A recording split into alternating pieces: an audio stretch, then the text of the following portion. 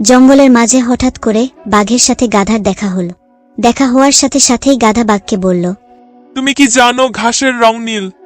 বাঘ উত্তর দিল, না, আমি তো জানি ঘাসের রং সবুজ। গাধা কিছুতেই বাঘের কথা মানতে ছিল না। কিছুক্ষণের মধ্যেই দুজনের আলোচনা তুমুল তর্কে পরিণত হল। তখন তারা সিদ্ধান্ত নিল বনের রাজা সিংহের কাছে যাবে। তারা তর্ক করতে করতে জঙ্গলের রাজা সিংহের কাছে বিচারের জন্য উপস্থিত হল। রাজদরবারে সিংহের কাছে পৌঁছানোর আগেই গাধা ডাক ছাড়তে শুরু করে দিল, মহারাজ, আপনি বলুন ঘাসের রং নীল কিনা? সিংহ উত্তর দিল, হ্যাঁ, ঘাসের রং নীল। গাধা উত্তর শুনে আনন্দিত হয়ে তাড়াতাড়ি সিংহের কাছে পৌঁছালো এবং বলতে থাকলো, বাঘ আমার কথা মানছে না, তর্ক করছে এবং আমাকে বিরক্ত করছে। ওকে শাস্তি দিন মহারাজ।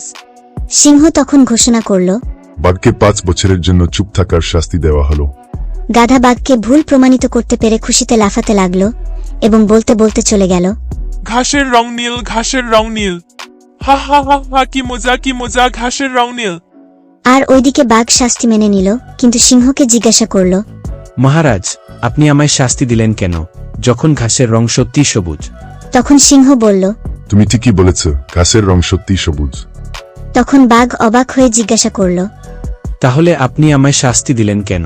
সিংহ উত্তরে বলল, তোমাকে শাস্তি দেওয়ার সাথে ঘাসের রং সবুজ নাকি নীল সেই প্রশ্নের কোনো সম্পর্ক নেই।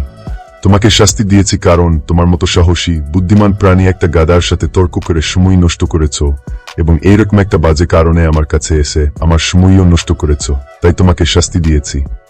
তখন বাঘ বুঝতে পারল এবং সুন্দর একটা শিক্ষা পেল। মোরাল স্টোরি, মূর্খের সাথে কখনো তর্কে যেও না।